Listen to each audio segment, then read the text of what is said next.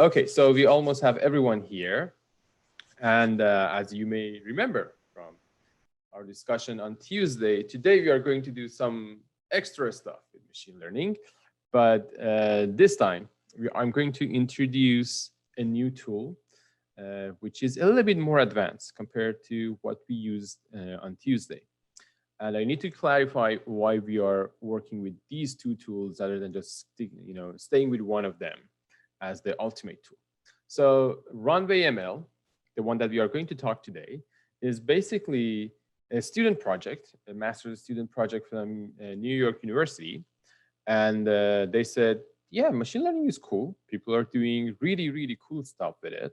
And more people are going to use it in their daily life.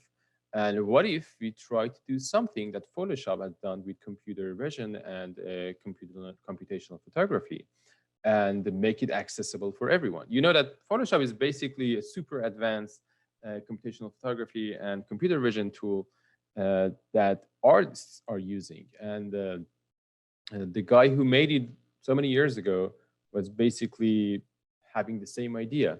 And actually, that person, I met that person once, and he was so humble that I never noticed. And 10 minutes later, somebody told me that guy you just met and say hello, he was the founder of Photoshop. So anyway, it was fun memory. Anyway, so these people, a couple of years ago, they said, okay, what if we start making a platform to let people play with machine learning models without getting engaged with all the codings and all the hard stuff that's happening in the back. So if you remember from last session, when we were working with the teachable machine, we were playing almost with the same idea. People at Google said that, okay, we made the most sophisticated, machine learning framework. By that time, it was TensorFlow. And they were making all these like high-level APIs, which would make it easier to work with, but still require programming and coding. I'm talking about Keras, which is the one I'm using most of the time. And then they said, okay, let's make it visual and make it like Grasshopper and make it easier for everyone to work with. So they came up with the teachable machine. These people, on the other hand, these people that we are talking about today, said, okay, we understand that teachable machine is cool and we know it's fun to work with. It's fun and easy to collect data and train the models. But to be honest, if you want to do something serious, heavy, and accessible for more people, you need to have a platform that will let people share these models, train heavy models, do something with it, and then make it available for other people to start using it. So the whole idea of Runway ML is to have this desktop software that runs machine learning algorithms and then communicates with other softwares and packages on your computer in order to inject the workflow in your system. So if you remember from last session, okay, let me start sharing my screen. If you remember from the last session, we worked with teachable machines, but this week and this day, we are going to work with this other software, which is called Runway ML. So if you have followed my instructions on Miro, and if you have already installed Runway ML, as well as Docker, which is this thing here, you would be good to go and start playing with it. Okay, let's see what do we see in this software. So basically, nothing special is already downloaded or running on your machine. When you open Runway ML, it's just like a runway. You need to bring your airplane, your passengers, and everything. It's just a runway. So the community of people who are moving around and working with these machine learning algorithms are the people and the planes and airlines companies and everything on this runway. So on the first page, when you open it, you have this option to start exploring the models. And each model, maybe I should clarify this terminology. Models are basically machine learning algorithms that people either develop by themselves or downloaded from GitHub from someone else's and then train them on their own specific data set or based on their hyperparameters. So if you remember from the previous session, we actually used a basic machine learning model in the background. We didn't touch anything on that one. We just provided with more information and different data sets that we curated ourselves. Something similar happens here. These people are downloading like heavy models, like some of them are on the scale of gigabytes. And then they either train them from scratch on their own GPUs or Amazon servers, or they do something that's called transfer learning, which means that they grab the whole model and then just change a little bit of that one. And if you want to get some scale about what is this learning thing and how long does it take, there is something called GPT-3, which is a natural language processing model. And don't quote me on this, but I'm just going to give you some basic numbers. So if you want to train that model on the servers that they were using, they are not releasing the exact numbers, but it is on the scale of like a couple of weeks running the whole supercomputer to train this model on a sizable data set to do the job. So you see, it's not just like I'm going to run it on my laptop for the next 2 hours and then it's going to be done. It is something that runs for a couple of weeks on supercomputer with maybe like 10 or 20 or hundreds of TPUs, which is basically a term for tensor processing unit. It is beyond GPUs and everything that we have at home. And it is really expensive to do this. So these people usually opt in for transfer learning and they just change some part of that one. Okay, so speaking of that, these people actually you can see their faces and names at the bottom of each model. So these people bring a model, do some training on it, and then they are going to share it with other people to use. And I think in Runway ML, you can select which category of things you want to work with. And you can see that there is a community about StyleGAN. And StyleGAN is basically, how do I explain it? So GAN is a generative model that works best with images right now. People are super excited about playing with images. There are some terminologies and shenanigans at the back, but basically it's going to collect one image and then you're going to give it some prompts and it's going to match these prompts and images. For example, the prompt is the outline of a building and the data set that it was trained on is, for example, medieval architecture. And then when you draw the outline of a building, it tries to match a medieval building facet inside the drawing that you have. So it's actually really fascinating. A good example of using GANs are a website that's called This Person Doesn't Exist, which is fascinating every single time that I'm seeing it. So this person doesn't exist is a really good example of GAN. Needless to say, this person doesn't exist. As I typed the name of this website, this image just generated because there's a GAN at the back that's trained on the face of people, and it generated this person. You can also refresh this page, another person that doesn't exist, thanks to GAN. And good luck finding out in near future which images are actual and which ones are fake. Anyway, there are so many different category of work here. For example, they have this open PIFPOF, which is basically a pose estimator that works best in crowded spaces. It's just a breakthrough because it can detect more than 1%. There's this PoseNet, which is basically the one that many tools that we are using are actually relying on. Somebody designed PoseNet and trained it, and then everybody is using it. And this one is also really interesting.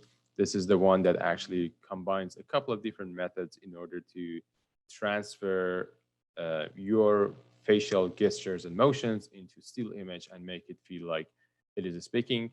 I think it shares some basic ideas or might be the same thing as the one that people are using it for deep fakes. And there are, like, if you just navigate in this place, you can find a lot of cool stuff here, especially with GPT families. I'm trying to remember what was GPT. I'm pretty sure T was for transformers and G for generative probably. But you see that GPT-2 is kind of trend here. But we're not going to play with this.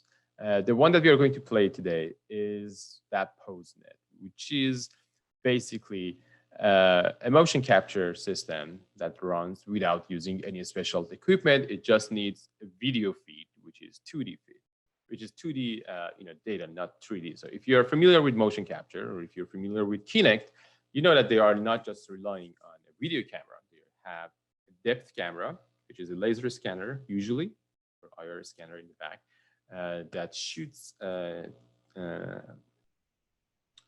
on invisible light rays. It's either laser, or it's like infrared or whatever, and then it measures the time it gets back to your camera or the sensor, and then it makes a 3D point cloud of the space. So actually, if you're familiar with iPhones, there's one here, and if you have a newer iPhone, there's one here, but they're expensive. They are really, really rare compared to RGB cameras. So people prefer to use these 2D cameras to do the same job. So this PoseNet model can actually just get the feed from your camera or the feed from a video file that you have on your computer, which is the case today. And it's going to tell you where are the hands, where are shoulders, where are the legs, and it's going to estimate the pose. And that's something we are going to use in class for today. So we are going to start working with Runway ML.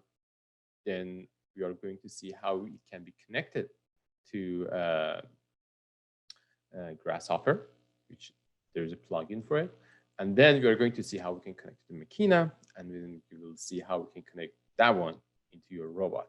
So basically, it's a kind of like long pipeline: Runway, Grasshopper, Machina Bridge, and Robot Studio. 4 steps to do one simple job. Definitely, there are easier ways to do this. We can skip at least Grasshopper, but that's not the topic of this class. And we can work on that one later as a next step. Okay, so let's see how we can do, or what we can do with this PoseNet thing. So I'm going to click on that one, and immediately it switches into this interface, which is the workspace of Machina. So right now, the model is going to be here on our right, and it has some options here. Basically, you don't need to play with them that much. It has 2 different architectures for the same PoseNet.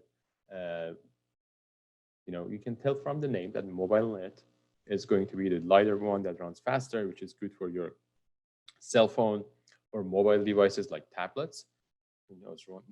Nowadays, tablets are even more powerful than many of the laptops. Anyway, we are going to stick with this mobile net. We're not going to change any of these numbers for now. Later on, if you want to optimize this model and make it work a little bit faster, you can actually play with these hyperparameters. But for now, I think it's a good idea to just skip that phase and do this. The only thing we are going to change is to change from multi-pose to single pose, because I just want to detect the pose of one person. It's going to make everything faster and more reliable on our computer. And I'm also going to keep an eye on my memory and CPU, because I'm pretty sure running Zoom, Rhino, Grasshopper, Robot Studio, as well as Miro is going to be a definitely bad idea.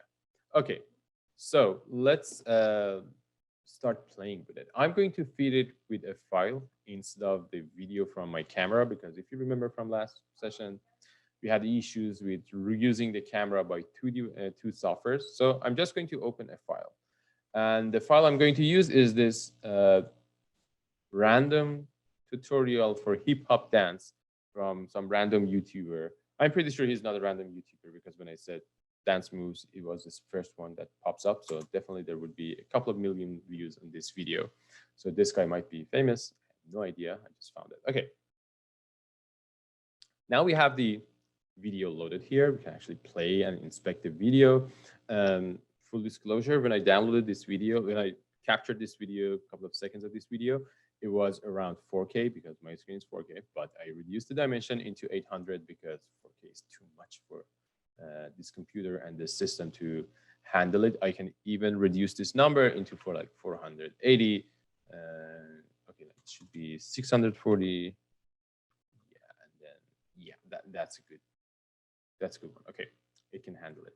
Okay, so it's a smaller number, so the computer is going to have less problem handling this one. Okay, right now, nothing is happening. You just have a video and it's not being processed by our model. But we can run that model. And as soon as I hit run, it's going to look at the image and it's going to try to find these, basic elements of the body on this video. As you can see, it's not super accurate, but it does the job. And it finds exactly where the hand, not exactly, but with good estimation, where are the foot, where are the feet, where are the hands, where is the face, and other stuff. So this one is going to help us to see how we can actually find out the place of the hand, and we can actually use it to control the robot. And you may say that, like, isn't it a trivial problem? Isn't it something simple that everybody can do without even using machine learning? Nope. That's actually not possible. It wasn't possible this easy, and it wasn't possible to run it in this level with this frame rate, with this ease of use. Remember, this is something that can actually run on your mobile device in really, really simple cases. Maybe you can run something like this on a Raspberry Pi, connected to your robot, in front of the robot, and start making gestures, and the robot is starting to recognize them and get controlled by it. Remember, there's a difference between this one and the one that we had on Tuesday. On Tuesday, we were using a method that was mostly about a classifier, in which you would say that, okay, this is the image. Right now my hand is up. Right now my hand is horizontal. And right now I'm like doing nothing. And then the model would categorize your inputs into different words. And then you could use those words to control your robot. But today we are going to do something slightly different. Again, it's going to recognize your hand, your face, and other stuff, but we are going to use our hand position to control the robotic behavior and its interaction in real time. So basically what I'm going to do later on today is to actually control the motion of the robot by my hand. And whenever I'm moving my hand here, the robot actually goes there. When I'm going to move my hand here, it's going to get there, which is really cool and fun to do it in real time. So you basically have a control over the robot in real time. Okay, so we know that this thing is working. We know that it can detect the hand, and it can detect food or everything that we want, but they're stuck in a runway ML. There's nothing about Grasshopper, HAL, or Rhino. Okay, people thought about it, and they found a solution here. There's something here called networking solution. And if you look here, you'll see that these things are here. So whenever this software runs, it actually broadcasts the all the data about this person over this address, HTTP localhost 8001. So this is the address in which you can listen on your computer and collect this information to be used later on any other software. It actually works with HTTP, Socket.io, OSC, and it also has a JavaScript code snippet that you can actually use in your code in JavaScript, which is not the case here. We are going to stick with this HTTP. Later on, if you want to do something cool, you will realize that it's actually pretty handy to have all these options, not only one of them, because, for example, you want to communicate with Grasshopper, maybe HTTP is the best. You want to communicate with another software, maybe Socket.io is the best. And sometimes you just want to embed this code somewhere else in a web page, JavaScript is your friend. So we're going to stick with this one, and I'm going to open my Grasshopper. And let's put it somewhere so we can actually see what's going on. I know there are like too many softwares here running simultaneously, but bear with me, maybe we can do something with it. Okay, so we have this video here. We have our Grasshopper on this side. And we want to somehow get from here to here, and then showing it up in our Rhino file. Okay, I have already installed this plugin for Runway, which a friend of mine wrote a while ago. And let's see what does it have. Graphics are not great. I think they spent 5 minutes in creating these graphics, but terminology is actually up to the point. It says data from Runway. It's going to listen to Runway, and it's going to do the job for you. So colors are awful, but let's see. I put this component here that says data from Runway. And if you look carefully, it says that input HTTP address, for some reason, it's called IT. And it says, for example, it's localhost 8000. But we remember from here that the correct address is this one, which is localhost 8001. So I'm going to put this address here. I'm opening a panel and I'm going to paste this number here. So this is the address. My computer knows that in Grasshopper where to listen. It takes a while because it's trying to do some other stuff in the background, and it takes 4 seconds to do the job. So I'm going to say that, yep, I want to listen to that port, and just let me know what you hear from them. So first, I'm going to put it on false, so it's not doing anything. I wait for a couple of seconds because I want to put some panels here to investigate the outputs from runway ML, and I'm going to save this file as runway ML test ITAR. Okay, I'm going to save this one. Oops, my coffee is going to spill on my keyboard. Great. So let's listen and see what's going on from runway ML. I hit that false to make it true, and nothing happens because we are not running our code. Now I'm trying to run the code and see if it's going to stream any data. Again, it's not doing the job. Let's do it again. Voila. It's working. So it's sending the data to me. And to be honest, the whole thing is just a bunch of numbers that we have no idea about. But it just collapsed. So we can actually, because the video just stopped and it has some pieces of data here for us that we have no idea about. So basically, what we see here is a bunch of numbers. And what are these numbers? So if you look carefully, you will see that at the beginning of these numbers, there's one word that says poses. And it's telling us that these poses are basically the location of these points that you see here. Maybe I can make it a little bit bigger. So these points here are represented here as pairs of X and Y's. But it's basically just a text. There's nothing about it that Grasshopper would understand, and this text doesn't make any sense. There is something else here, to be honest. There is another piece here that tells you more about those pieces of data that we have. So actually, if you get here, and if you had a JSON parser, you could actually grab these things and put them different from each other and get the labels for every single piece of data that you have. For example, nose, left eye, left ear, right ear, blah, blah, blah, all the way to the end.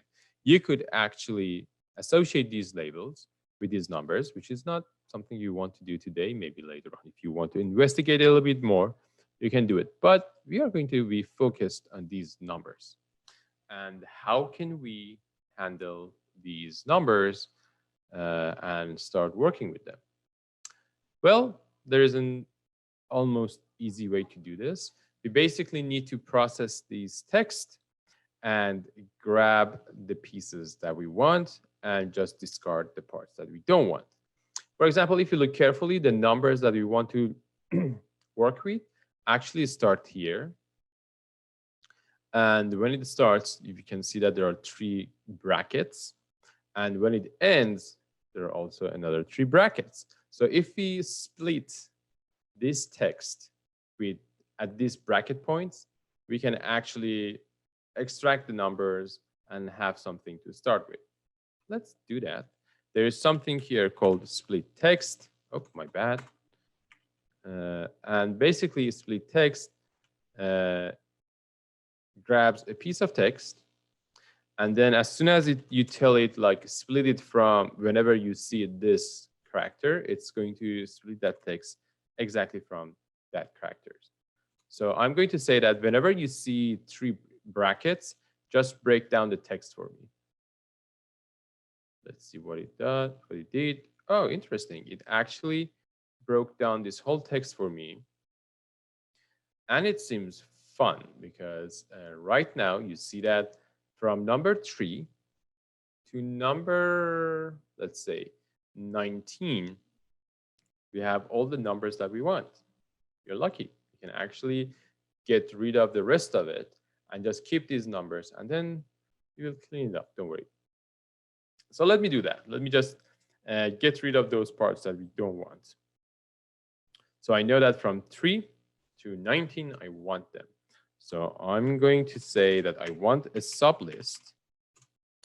And this is the sublist I want to work with. So let's keep this one here. And let's keep this one here. Right now it's empty. But in the sublist, we should make a domain that says start from where and end where. So I'm going to make a domain. And I say that let's start from 3 and let's finish at 19. So I'm going to make 3 here. And I'm going to make 19 here. As soon as I do this, you see that my data is pretty much what I want to have. All these numbers still in the format of text, not real numbers. But right now, I have them all back to back. Still, you see that there are these brackets at the end that I don't need anything after them. So I can use that split thing again. And this time, I'm going to say use the other curly bracket, other bracket to actually split my text. And as soon as I do this, you will see, oops, that's it. It has the numbers. And in each branch of data, excuse me, in each branch of data, we only need the first item because it contains the number that we want. So I would say list item, and I'll grab the first one, or basically the index 0. And I have the numbers. Good. I still see those commas in between, and it seems that we have a good solution for that one. We are going to split it again, this time using the comma as the separator. As soon as we do this, voila, we have all them. I'm going to simplify this data structure because it makes everything easier to work with. Right now, what we have is pairs of numbers that we can use to define our points. If you want to make a bunch of points, classic XYZ point, construct point. And we want to assign the first one as our X and the second ones as our Y's. Again, we are going to use list item. So these are X's. And we are going to have our Y's. There are different ways of doing this. I can tell the system that please use number 1 to do so. We got all those points. I think you also got that small error. So here's the points that we want to get. There's also another way we can say that because every branch of data only has 2 pieces of information, we can say that give me the first one from the end, which is basically equal to saying that reverse this list and give me the first one in that list. So seems that we have something. So let me just connect these things using a polyline. And you know that the data is right now in 14 branches or 16 branches. So I'm going to flatten it. Yeah, but to be honest, it's not nice. Let's just keep it like this. And let's see if it's actually matching with whatever we have from our video here. So I'm going to play that video again. You see that in real time, we got what we get from this model to the other one. You may have noticed that this person that we have in the video is not as slim as the one that we get in Grasshopper. The reason is this tradition of computer vision workflow in which they always measure the whole screen in 1x1 dimension. So basically, it means that despite the fact that our video is, let's see, what was the number that we have here?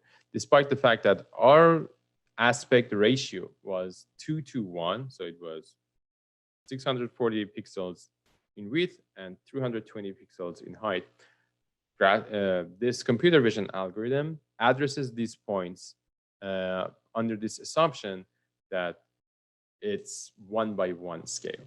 So when it says 0, 0, it means this corner of this image. And whenever it says the point is at 1, 1, it means it's on this corner of this image. And here the middle is 0.5, 0.5. So we need to stretch our image to make it a little bit more meaningful.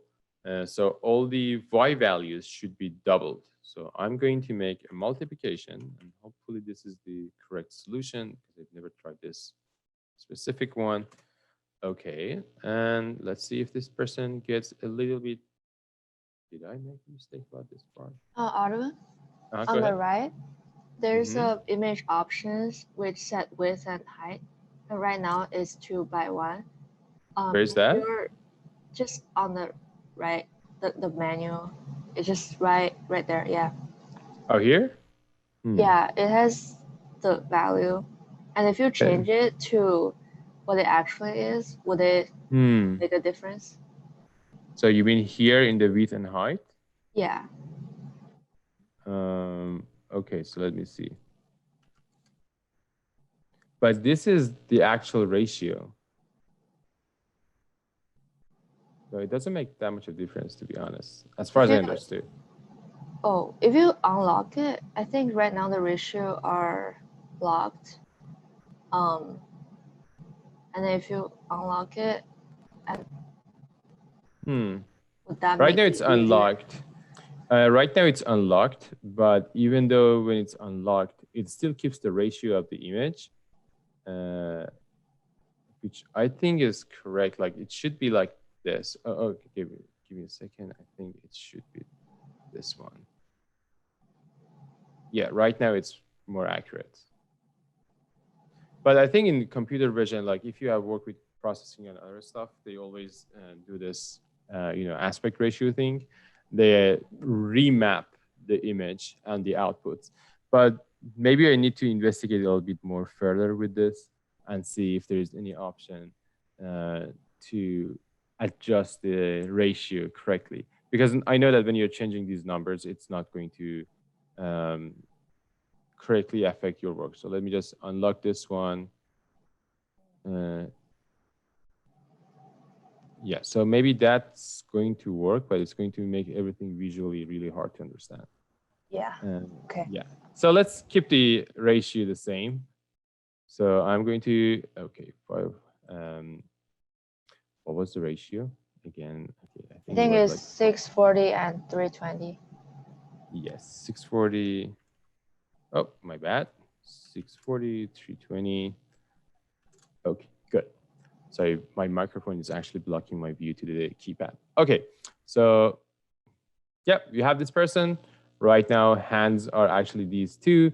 You can actually figure out which ones are the hands. So I'm going to say point numbers and point list to get the numbers, and I can put a fairly big number here. Okay. Oh, okay, I think maybe I should scale up everything like 10 times to the center of coordination system, and I'm going to make everything like 10 times bigger. Okay, now we can have these points here. Hide everything that we don't need and zoom out. Okay, wow. Maybe I should make it like, because it's millimeters, let's go to, maybe we can make it like 100 times bigger than that. And let's make it 100. And now we have these. I just need to flatten this part. Okay, so now we know that the hands are actually number 9 and 10. So those two hands are number 9 and 10. And when we play the video, those two numbers are possibly staying constantly in the same place. Okay, so if you look at this video, you'll realize that we can actually track hands, and it's pretty easy to see them. Let's keep these hands as our main point of control, but not both of them. Let's just assume that we are going to play with the hand that's marked with number 10 and use that one to control our robot. Okay, so I'm going to say that, for example, I'm going to grab item number 10, list item, and let's grab number 10. So again, it should be flattened. Number 10 is the one I'm going to use in this workflow. I'm going to put a sphere on it so we can actually track it easily. And let's make it like 10. Good. Oh, that's too big, to be honest. Okay, now when we are playing this video, that's going to show up where it should go and where it's coming from and where it's going to end up. Okay, so far so good. We can see this video and we can actually see what's going on with it. The point is right now we want to start playing with it and we want to use it in order to control the robot, which is going to be fine. Actually, to be honest, right now, maybe, yeah, that's fine. The center of coordination system is here, but still fine. So I'm going to use Makina to communicate with this, with my robot.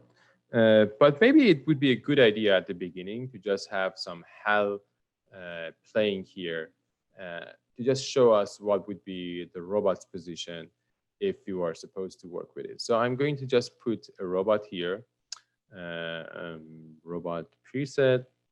Again, as always, I'm going to use 120 as our method of choice. It seems that this point was really small. We need to scale up a little bit more. Maybe we should go for 1,000 times of that size and have our points here and have it slightly bigger and have this one also slightly bigger. Okay, and you may need to actually move everything a little bit further. So that's right now too close to the robot. Maybe we should move everything away from the robot so it's not going to collide with it.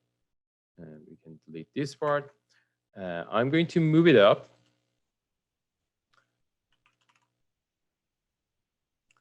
And if you're asking me like how much, I'll tell you in a moment because I'm not also sure about it. So I'm going to make a vector. And that vector is going to tell us how much we want to move these elements. So I'm going to move it for a little bit in Z direction. So it's going to be closer to the robot. Okay, that might be a good number. Where is that?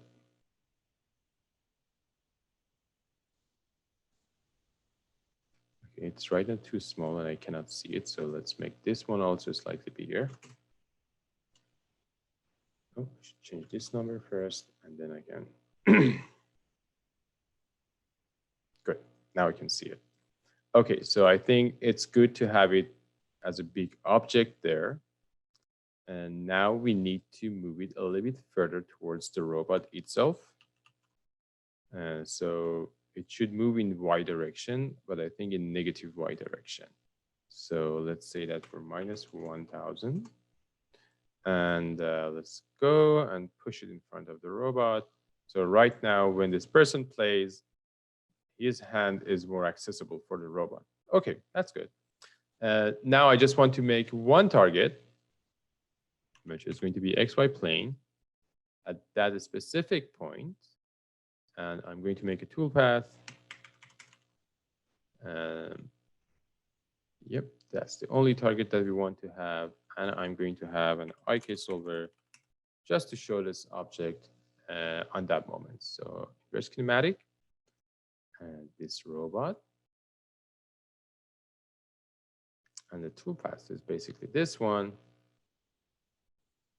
And yes, compute the geometry through and hide this one.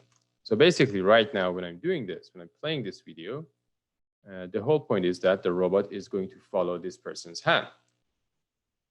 And it doesn't matter what he does. Basically, the robot is going to stay with it and continue tracking his hand, which is something cool. If you think like, what? Why is it important? And who cares about a robot that actually follows a person? Madeline Gannon, Nathan. Yep. You know this lady. Am I correct? We have discussed her work before Yes. in the class. We spoke. And Yeah. You spoke to her. Great. Where was that? Via Online Zoom Zoom. session. Yes, she is like really, really, inspiring person, and she's also really helpful. And as you can see in her works, she is doing this like human robot interactions. And if you have heard any of her uh, presentations, it's about like taming your robot, and some of them have been on this has been on display in really prestigious places like museums and like world forums. And basically you see that these robots are interacting and responding to people. I'm not sure about the method that she was using. For definitely for this one, I'm sure that it's just using the motion capture system, but for these two she might have used some other methods. But there's a use case scenario for this. There's a reason that people are interested in real-time human-robot interaction. And the one that I just showed you is a simple way of doing it without getting into troubles of doing like crazy motion capture systems or super advanced computer vision systems. It can actually does the job for you. So far we had this connection and it seems it's working. But how we can send this data to our robot? Our old friend, Makina Bridge, is here to help us with this task. I'm going to run Makina in the backend. So Makina is going to run. We are also going to have Robot Studio. And we are going to break the record for how many softwares simultaneously we are running together to just finish one task. But bear with me, hopefully it's going to work. Okay, Robot Studio. We want to do the real-time stuff with it. So IRB 120, customize option, create one. And it's going to take a while because Robot Studio is slow. It's running its own virtual machine, which hopefully is not going to interfere with the virtual machine that we have on the Docker. And let's give it some extra power by PC interface and engineering tools multitasking. Okay, this seems functional. We are going to have Makina in the front. It's going to work, hopefully. Let's see.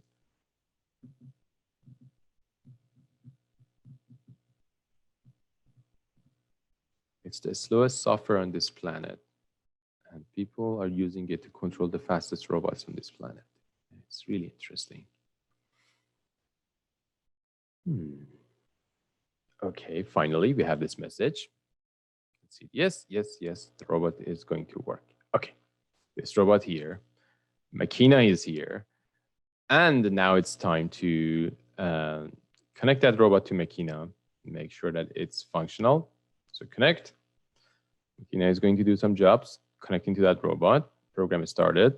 We have green light here. It says the robot is there. So let me just increase its speed to something crazy fast, because why not? If it's on simulation, why not? And then I will get back here to Makina. If you remember, we used to have these options for connecting to Makina, and it's going to ask for the address for Makina.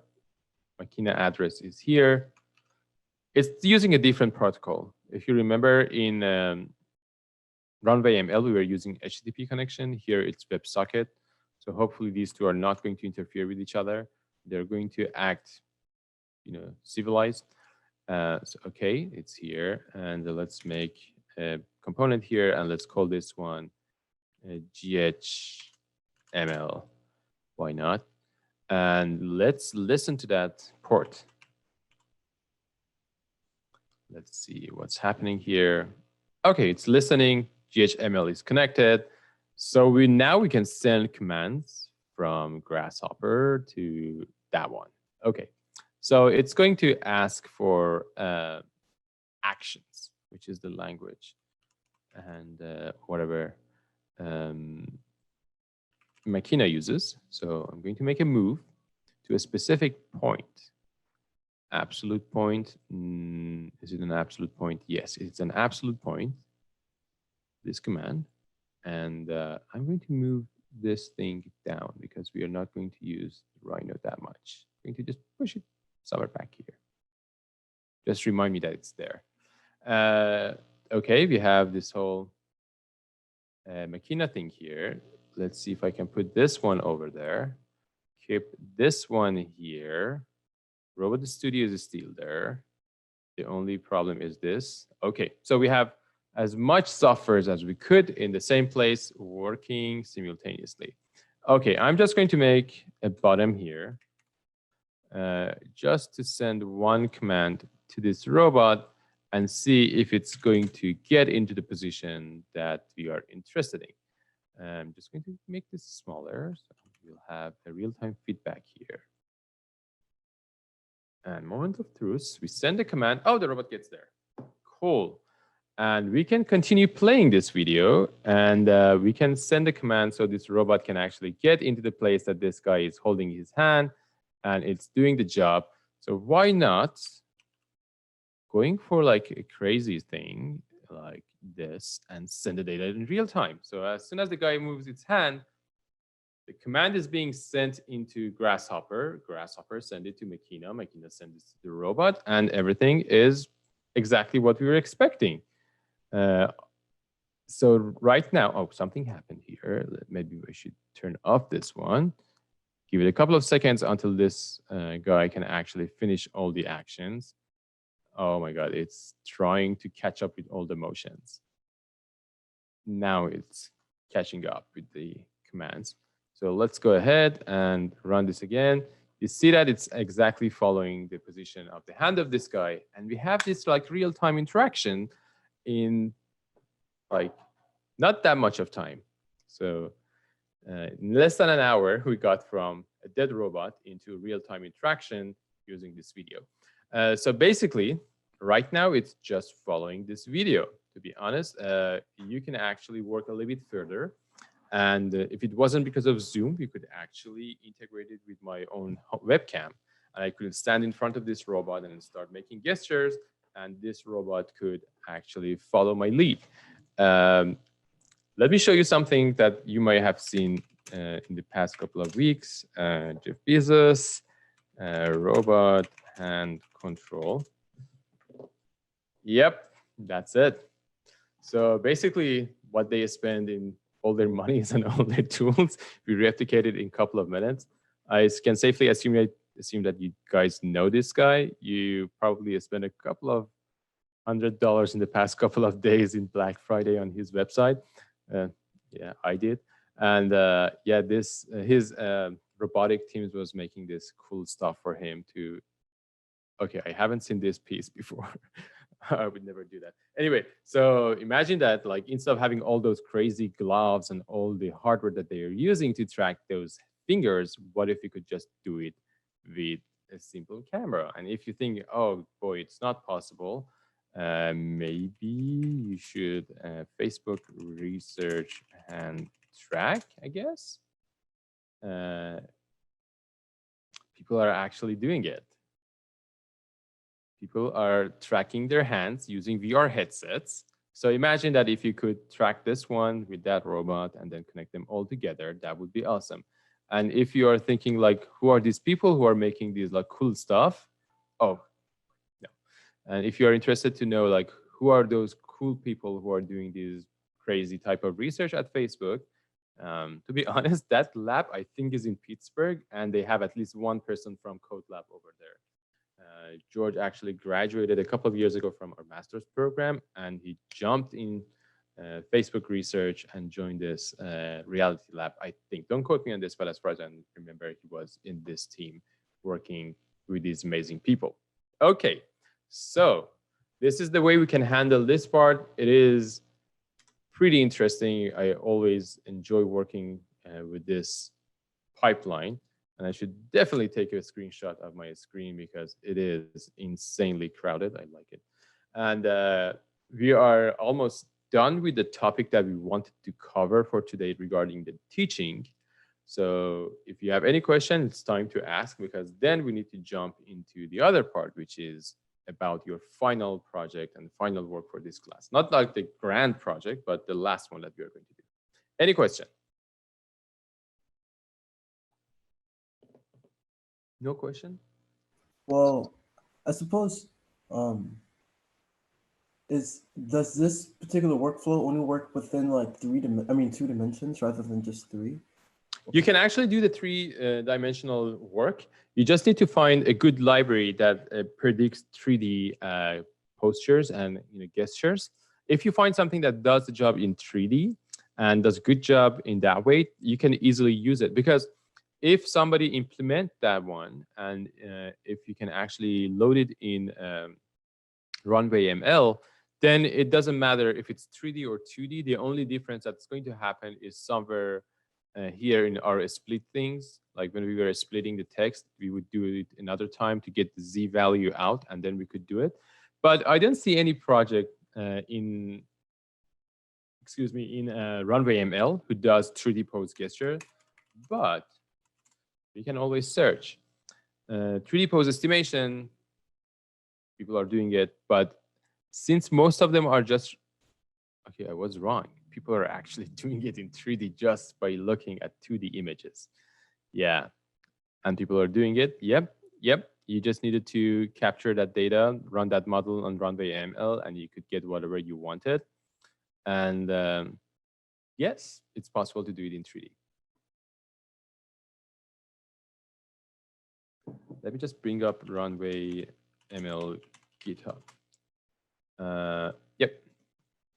So Runway ML has its own GitHub page, which you can actually go for the model SDK, which is a big guide for how to convert your machine learning models, whatever you are making, into something that you can actually load on Runway ML. Because basically, Runway ML runs a Python server in the back that runs this machine learning algorithm, and then the whole interface that you see is just the interface. Like you interact with that model that's running in the back.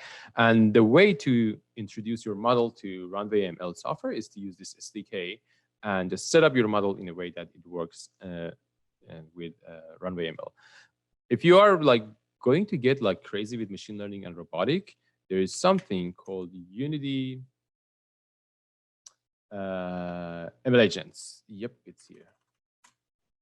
So Unity ML agent is, how many of you are familiar with Unity? None of you? I know about it. You know about it. So Unity is like the game engine. So if you have played any game, there's a good chance that it's either made in Unity or Unreal Engine. These two are the big players. There was something called Stingray, which I'm so glad that it's not there anymore. It reminds me of so many bad memories. But Unity and Unreal Engine are the big players in game development software. So when you open Unity, it looks like 3D Max or any other 3D software, but it has a lot of potentials for developing interactions.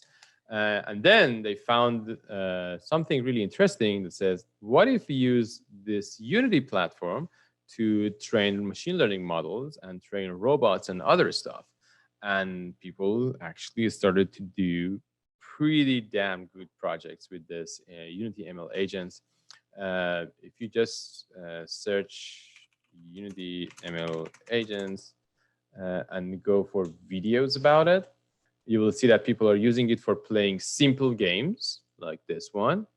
So nobody actually programmed these, these games to play football. They just gave them the rules of this game, and they started to play it. But they also have one library dedicated to the robotics. So I'm just trying to find that one.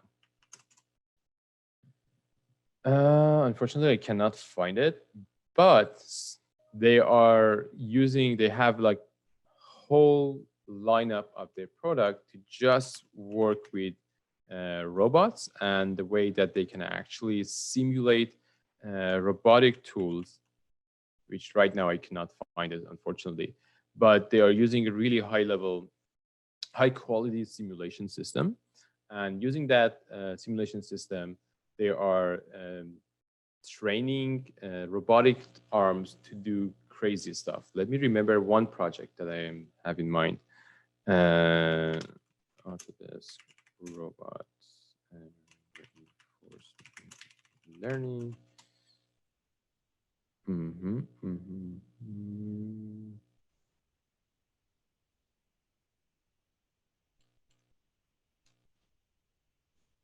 Is it the one I'm looking for? Nope. Is it ETH that's collaborating with them?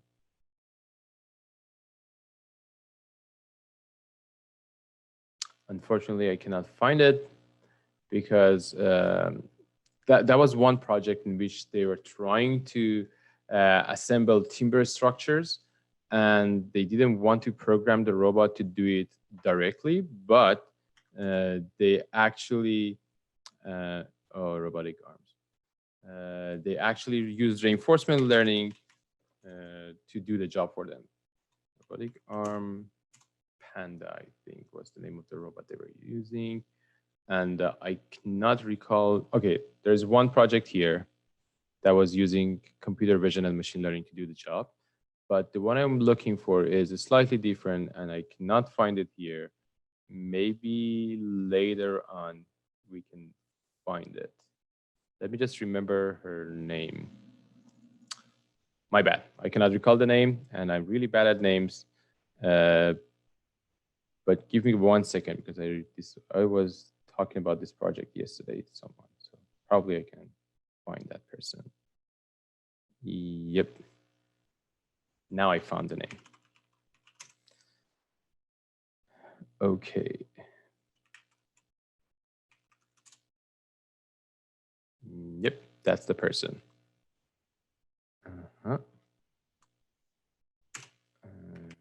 Robotics. Reinforcement learning. Oops, I'm also typing in really bad way. And I'm super successful in not finding the paper. Yeah, or maybe this way I can find it. Archive. Okay. Papers, and I just need to change this number to something that I know. PDF. And the number should be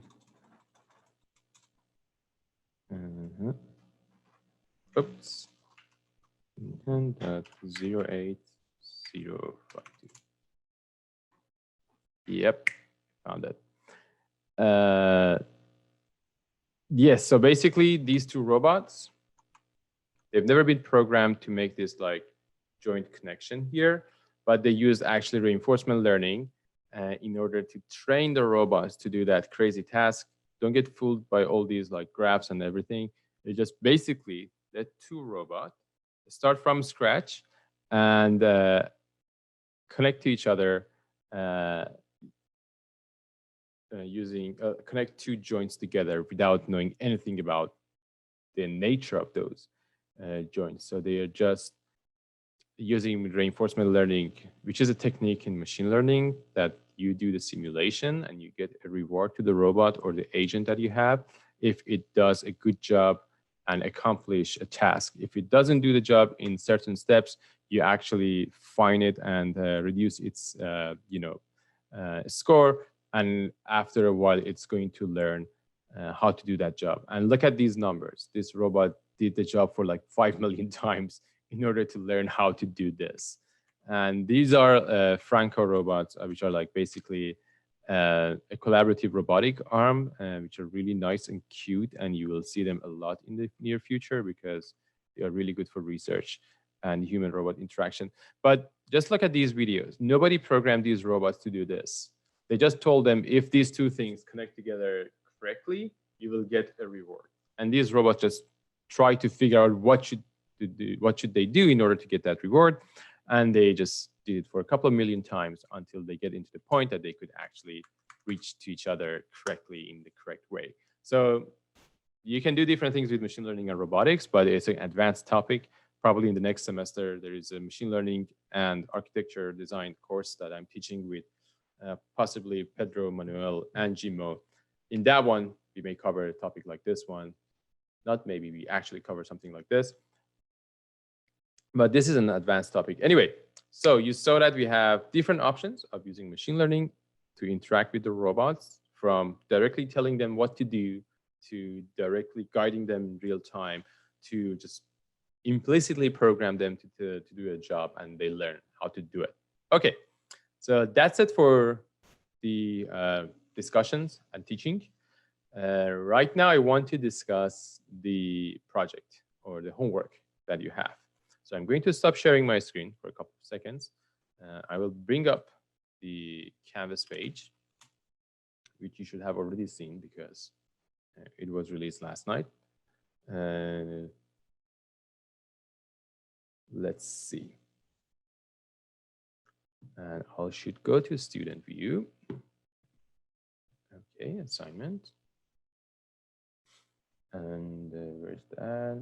Okay, now it's here correctly. Okay, so I'm going to share my screen again.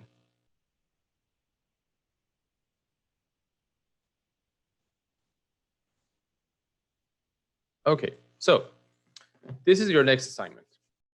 And it is, again, a teamwork. And you need to work together. And I think you may actually need to do many parts of it simultaneously and doing it multiple times to just make it functional and completely working. So this is the whole idea.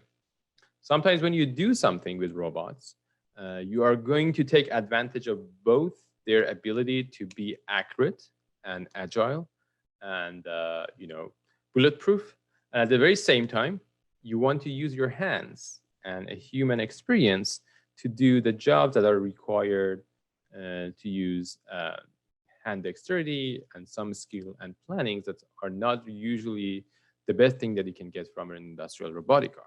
So in this scenario that we are going to talk, we are going to ask the robot to do some jobs for us. And then we are going to continue working on that part when the robot is actually handling us some materials and some pieces. So the robot is going to take care of the manufacturing and fabrication. We are going to take care of installation and assembly, which is something we are good at and the robot is bad at because it may actually hit other pieces in a structure. And to be sure about this scenario and the validity of this scenario, let's have a look at this project from a couple of years ago by Autodesk Research. So I'm referring to Autodesk because I work with them, so I'm familiar with the project that they've done. And that's why you hear it a lot. So basically, a couple of years ago, they were working on this project that's called Hive Pavilion. So they had one UR10, I guess. It's a robot that they were using as their collaborative robotic platform. And they were making these components, which are pretty fancy, like pretty spatial. They are tensor-grid structure pieces. And the robot would actually refer to a data set that it had. So the whole thing was designed previously, and it was loaded on their computer. So every time when they wanted to install something on this whole structure, they would actually go to this robot, use that interface on their Apple Watch, and they would tell it like, yep, I want to put piece number 422 on this whole structure because 421 others are already installed. And you just make that piece for me, and I'm going to install it in the correct place because this structure is so big that this robot cannot reach out, and the detailing of connections are not as easy as you may think. So the robot is good at making these pieces and weaving the whole, tensor-grid structure around it. And the people were actually pretty good in installing these pieces to each other to make that whole structure. So they needed a way to tell the robot, I want to make piece number 24 or 424. And the robot would actually prepare it, and then people should actually inspect it and say, okay, this is good, I will have it. And then the robot would hand it over to those people, and then they could install it on the whole structure and update the data set. That's pretty interesting workflow. This is actually the optimal way of using robot in small scale and the bespoke design workflows. The robot takes care of the super accurate parts that you can actually automate. And then you are going to take care of the part that needs planning, that needs advanced dexterity skills. And then collaboratively, you're going to do the job. So we are thinking about the same thing. Robot is going to make pieces for us. Oh, okay. I just saw those stormtroopers in the video, and I remembered who was the person behind it. I can easily tell. Okay. In our scenario, we are not going to make this crazy structure. We are just going to make a simple a structure that you're going to make, maybe a pyramid or maybe a cube or whatever, we are not going to make 200 pieces. We are actually going to limit the number of pieces into something like 10 or 20. Like actually 10 is a good number. And what you are going to do is to first design a simple structure that's only made of wooden sticks. Okay, so you're not going to make a crazy complex geometry. You just make a geometry that can be made using linear pieces. And then, for example, you can make a, I don't know, 3D hexagon or something like that, or a cube or any other geometry. That's 3D and it needs linear pieces. That's the first step. Then you are going to define the length of each piece. So basically, for example, you will make a CSV file or whatever file that you want in Grasshopper that says that the first piece should be 60 centimeters, the second piece should be 65 centimeters, the next one is going to be 75 centimeters, and then you will store all those things somewhere in your computer. Then in the real-time scenario, you're going to sit in a safe distance from the robot, and you will decide which piece you want to install first. So you call the robot and say, ready. So the robot goes over there, grabs one of these wooden sticks from a tray. Okay, so can you see it? Yeah. It's going to grab a piece of a stick from a tray that you have already put there. Then it's going to hypothetically cut it with a saw that's installed on the table. So it actually turns on the saw using one of the DOs. And then it's going to cut that piece in the correct size. And then it's going to hand it over to you. So it's going to bring it in front of you. And you would say, yes, I want it. So you grab it, the robot is going to release it. But you can also inspect it and say, oh, I don't want it, reject. So the robot is going to drop it somewhere else and then goes and grab a new one to do the job for you again. So the whole workflow is like this. You decide about which piece you want to install now. You can say 1, 2, 3, 4, whatever number that you have. The maximum number, for example, is 10. So you have 1 to 10. Or if you are doing a lot of 112 stuff, you can say 0 to 9. Up to you. So you just tell which piece you want to make, and the robot should actually go there and does the job for you, cutting that piece, and bring it to you. You can say, I want it, I don't want it, and then you can actually go for the next step. So this is your homework, the last homework, and it has 20 points. And it is essential to do it on time, because basically if you're late on this one, I cannot give you any grade because the semester is going to be over and there's no way to extend this homework. So please go ahead, read this description carefully right now. Go there, read this description carefully, and start asking questions, because we want to make sure that everything is going to go smooth in this workflow, and we don't want to get behind the schedule because you still have some part left from the previous homework. And I know that this coming week is going to be your studio reviews, 112 final projects, and all this stuff. And there's enough time to do this homework, 4 of you together. So right now, go ahead, read it carefully, and I will wait for you for a couple of minutes. Come back with questions. Go ahead.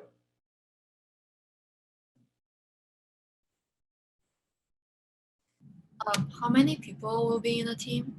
4, like the whole class. You're going to work all together because we have like around 9 days, 11 days to finish this one. And I think if you work all together, you can easily handle this one.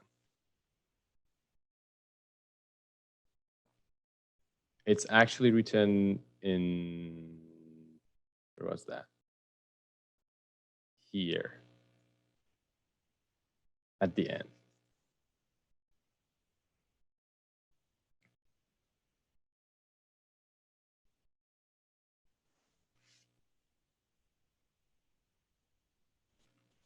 Okay, so I think generally speaking, it seems a little bit complex, but let's walk through and see what are the to-do things that you should actually do to make sure that you're not going to miss anything for the workflow.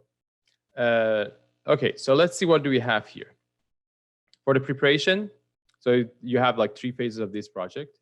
The first phase is the preparation, which is basically going to let you know like what elements you should make, which pieces that you should work on, and what you should actually take care of before doing the whole job. So basically, it's going to have multiple components. The first component is to make the Robot Studio station. So in Robot Studio, as always, we are going to have the 120 robot, which is the one that we usually use in our scenarios. And it should have a gripper to do the job for itself. So my suggestion is to actually use the library from Robot Studio and use a simple gripper like this one, which is the one we had in one of our early classes. And you can just simply connect it to the robot. Okay, so use this gripper, which is already available in Robot Studio. And if you remember previously, we had this gripper with the physics applied to it. And you can actually get back to the file that we had previously and repurpose that one in order to do the job for yourself. Okay, so you should have this robot. You should probably have a table that everything is installed on it. So right now you see that the robot is actually in the air. You need to install it like on a table. By installing, I just mean that put the table under the robot, so it's not going to be an empty place here. And you need to actually import a table saw or like rotary saw 3D model. And you just need to import this one to your work and your table or whatever space that you're working on. For example, you can get one from this website or any other website that you find these models on it, and just put it on the table in a meaningful way. So for example, you can't just simply put this one or like this one on your table. You need to edit this model slightly in order to integrate it with your model. So one person should be, for example, assigned to do the whole job with the Robot Studio, applying physics, putting this table saw or whatever it is on the table, and make the whole simulation environment ready for you. So this is the first thing you should do. And it is important. It's going to have direct impact in your final grade. And then you should make a flow chart that explains exactly what are the steps of doing it. And basically here, I wrote the description of that flow chart. And if you're confused, like, what is that flow chart that I'm talking about? You actually have already seen this. And if you get to your Miro page and get into your hardware cutting piece and workflow, there was one flow chart that we followed in order to make our hardware cutting. And I made it in simply Miro. So you don't need to go for specific softwares to make this flowchart, but you should have something like this that guides you through this process. Like, okay, I'm starting from this point. I need to move the robot to a specific station. If the user says what should I do? If the user says the other things, what should I do? This is going to help you to figure out exactly what pieces of program you should have in order to accomplish this job. So this is the next step that you're going to do. And then those actions that you need to have for example, cutting the piece should be converted into Machina Bridge syntax. And what does it mean, Machina Bridge syntax? It means that you are going to convert it into a language that Machina is going to understand. And if you click on this link, you will get this Machina cheat sheet that I showed in the class previously. So for example, if you want to change the Z value, and this is the way you should actually write it. And never forget to put semicolons at the end. If you want to change the speed of the robot, this is the way you do it. If you want to change between move J and move L, this is the way you do it. Moving to a specific position, actually moving to absolute position, moving from this position incrementally to something else. this is the one that's going to tell you how to do this process accurately in Machina. So basically, in this part, you need to translate, for example, the cutting action into Machina language. For example, let's have an example here for us to figure out what do I mean here. So imagine that you want to, actually, let me just go to Miro on my iPad, so it's going to be a little bit more clear. So if you want to, for example, cut a piece using this robot by commands that are generated in Miro, in Machina, let's see how is it going to work. I'm going to, okay, I'm going to write it down here. So imagine that you want to cut something and you want to make sure that it is doing the right job. So the task is to cut. Oops, it's so thin. Okay, so to cut, here are the steps. First, okay, let me just make sure that I'm also seeing it correctly. Great. So in order to cut, we need to first move to, okay, let me just make it as a flow chart. That would be a better point. Move to peak position, peak safe position. And then from there, I should move to peak. Then I should go and close gripper. Once I've done this, I should move back to safe grip, safe peak. And from here, I should go to cut safe. Then from here, I should move to cut.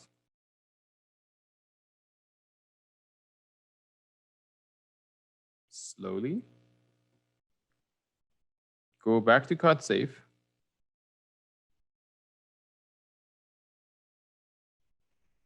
And then eventually I should go to hand over position. And then I should release the piece. Okay, so these are the steps that I should take in order to do this cut. And I need to translate this whole thing into Machina language. Okay, so here let's see what is the language to do this move to peak safe. So let's say that we want to move there fast. So we can say that speed to 250 and precision to maybe like 10. And then we say move to, let's assume that that point is 100, 100, and 100. Okay, so you should write this one. And then you want to move to the peak position. Again, you need to change the speed into something slower. Speed to like maybe 20, precision to, for example, 1. And then you have move to 100, 150. And once you get there, I think you need to check the syntax and see what's the command for rating. So let me just bring back that file. I think, is there a rate command here? Yes. We should say like open the gripper because the grippers are, where was the command for working with the write digital? So we say that write digital, which is, let's say, DO01 to 0. So it's going to open the gripper. Then we are going to wait, which is in milliseconds, so 2000 milliseconds. And After that, we make the same thing, move to 100, 100, and 100. Move to cut safe. We are going to change the speed. So I'm not going to write the whole thing.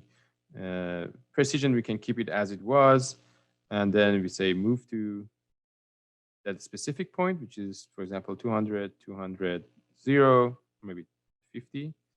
And then we do the same thing with cut. So we go to speed 2, really small, 10 or even 5, because we want to cut it with a saw. So we move to 200, 200, and actually one of these numbers should be slightly different.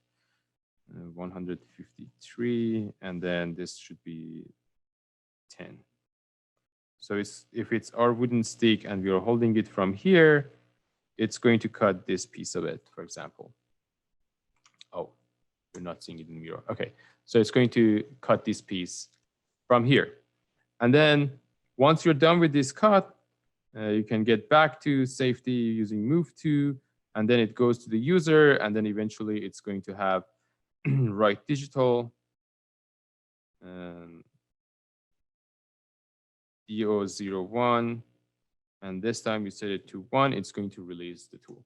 So you should break down every task that you have once into the format of this flow chart that says like, these are the steps I'm going to take in order to finish this task. And once you're done with these pieces, then you need to convert them into small chunks of codes that are the same language as Machina. Is that clear so far?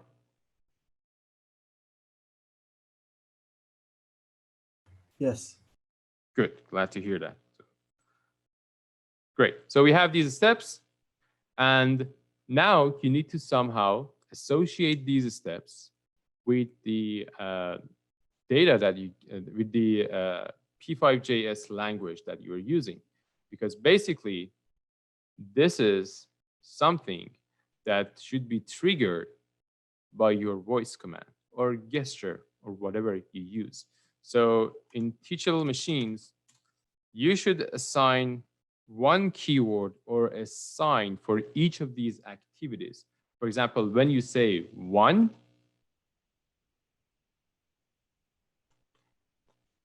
teachable machines should be trained in order to assign a category that's going to call these commands that you just made.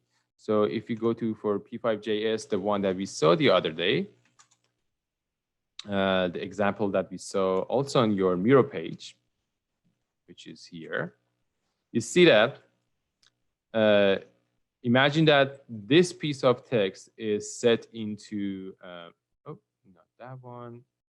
I made a mistake. Okay. So for example, imagine that this is the piece number 1 that you have, and you train that model to categorize your voice. When it hears 1, it's going to spit out this text 1 as the output, and your P5.js command script is going to listen to this one.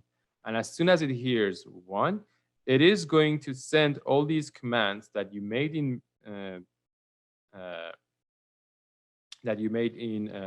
Machina language in one command, in a series of commands to Machina. So if you had all these commands here that you see here, all these commands should be written in this language with this specific syntax, speed to something, move to something, and it should be repeated until all the steps that you define are covered here, whatever you have. And remember, every time you should have this syntax. You see that, all this syntax, and you just need to change this part. So one of them is going to be moved to write analog, oh, write digital, definitely. And here you should have like a DO01, and for example, 1. Right now I have 1 extra.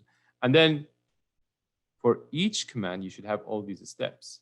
And for example, if the user says reject, then it means that the robot should, for example, set the speed to 250, move to that specific position, and it should basically drop the object over there and go pick up something else. So for each action that gets activated for your voice, you should go in a teachable machine, define a class for it, define a label for it, and then train it, and then update this P5JS code in order to, follow it. My suggestion is to actually increase this number significantly, because right now it's like really small.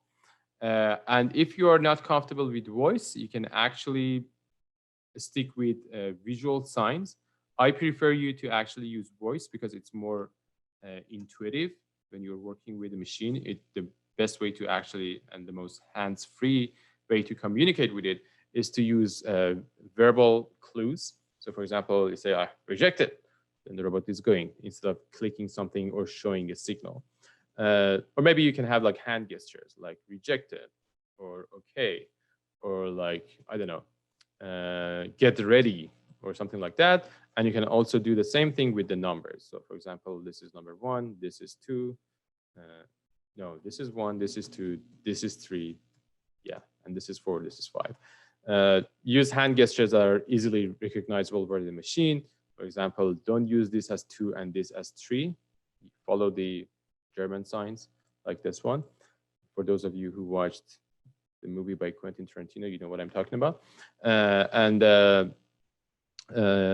I think if you follow these steps carefully, it's a project that you can manage on time without any problem.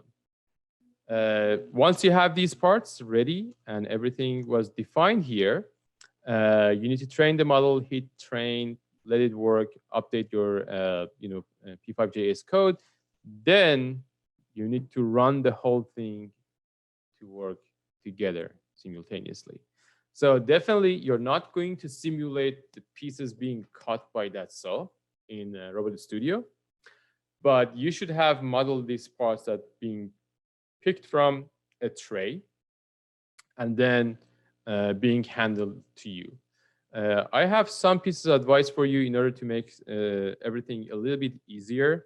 For example, my suggestion is to actually design a tray like this and put these pieces, wooden pieces, on that tray in specific places, like these ones. Okay. And have one extra spare part at the middle. Because whenever you're programming this workflow, you're not going to have that much of options for updating everything, and like you're not going to dynamically program this one. So whenever you say go and cut piece number 1 for me, you should actually always grab this piece and then put it next to the saw and cut it with the saw and then bring it to the user. Because your simulation in Robot Studio is not going to be perfect, there's no way to actually update this piece in real time and put something else instead of it so the robot can actually pick it later on. My suggestion is to actually have a tray like this one, and whenever you say cut piece 2, the robot is going to get here. And if you ask the robot to pick number 5, it's always going to ask to go here and pick this one. It's not going to follow the exact 1, 2, 3, 4, 5, 6 order, but it knows that whenever you ask it to cut piece number 5, there's a wooden stick over there that you can pick up.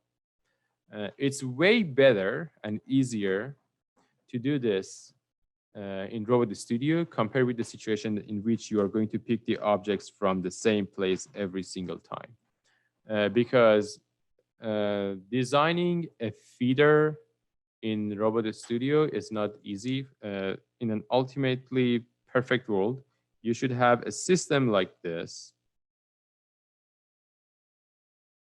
Okay, and that you would put your wooden stick inside of it. So I'm drawing a section from the right. Oh, you cannot see it. So this is the section of this thing that I'm talking about. And it would be loaded with all these wooden sticks. And whenever you were trying to pick one, it would actually slide down here, and the robot could come here and pick it up and then go back. And once it's done this, it was doing it, the next one would actually slide in, so you could pick up the next one from the same place.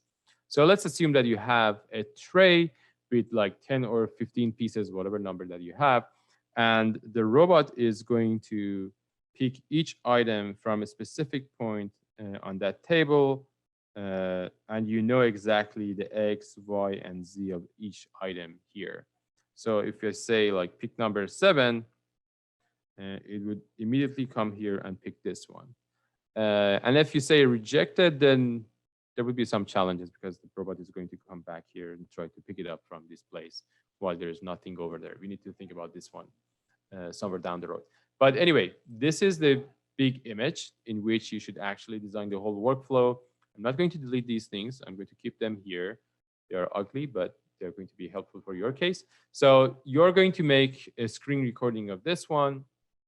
And I know that because of the whole situation here, you cannot physically do this with the robot. I wish we could actually have the robot in physical world and we could control these things in real time with the real robot.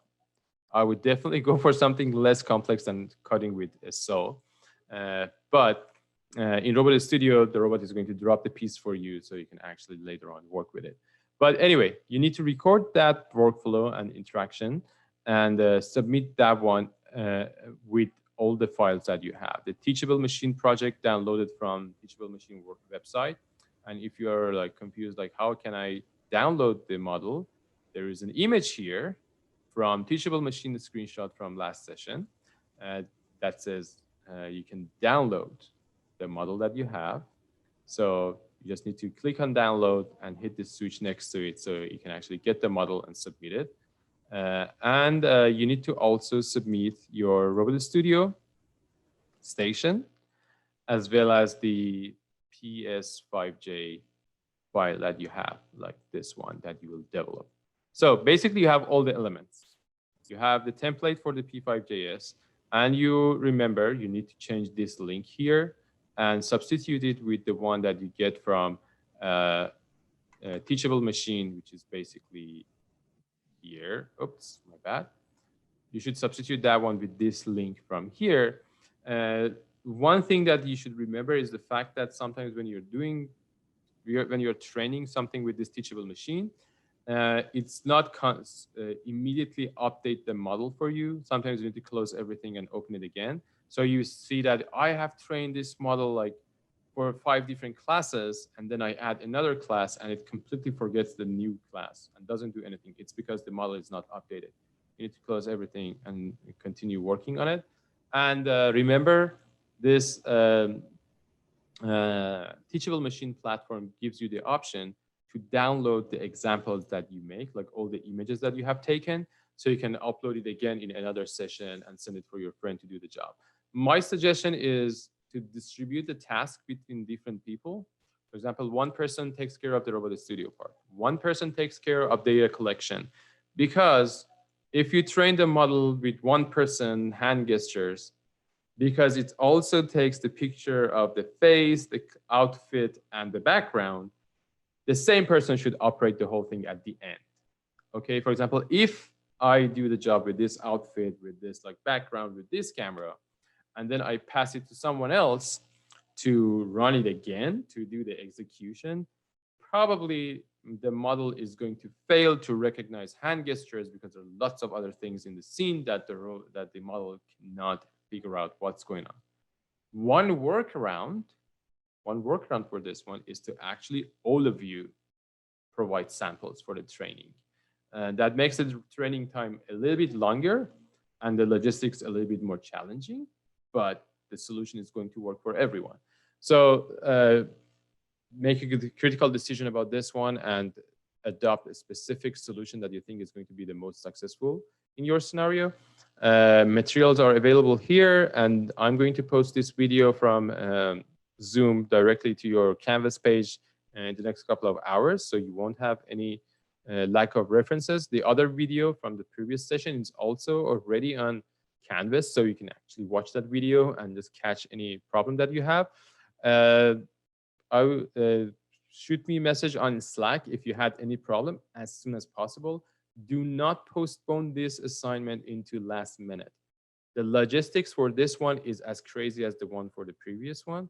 So do not assume that you can handle this one with 2 hours or 3 hours on the last day after you're done with all your, submissions and all the studio and all the other stuff. This is something that's going to take you time. And the best way to handle it is to do it across the next week and this week, and do not postpone it at all, because it's going to catch you by surprise. Okay, that's it for today. If there's any question, if there's anything that you want to share with me, just let me know. Otherwise, we're done for class today. On Tuesday, you Mhm. said that in your previous file, there are still some bugs you're going to. Yes. So for Tuesday and Thursday next week, our plan is to actually help you with the previous assignment plus this assignment. So both of them are going to be working sessions. Okay. And in the working sessions, I'm expecting every single of you to be in the class working on these two projects. Okay. So if you want to distribute tasks between yourselves and other people, like between the four of you, make sure that you are coming to class with something to do regarding the previous one and this one. I will update you about the logistics and everything about the previous one, because I'm still going to figure out how should I handle that one, because you're not going to fabricate anything, and your codes still need a lot of work. So I will update you during this weekend about the previous one, but Tuesday and Thursday are both working sessions for your both assignments. And remember, these two together is 50% of your final grade. The previous one was 30 points. This one is 20 points. So take them both serious. Just think about it as your final presentation in the studio. That's like 50% of your final grade. Is that okay? Yeah. Right. So see you on Tuesday, but shoot me a message on Slack if you had any question. Don't shoot like a message like 3 a.m. Do it in the afternoon so I can actually answer that one in a timely manner. But I'll try my best to get back to you as soon as possible. Great. So it was nice to see you today. Take care and have fun. Goodbye.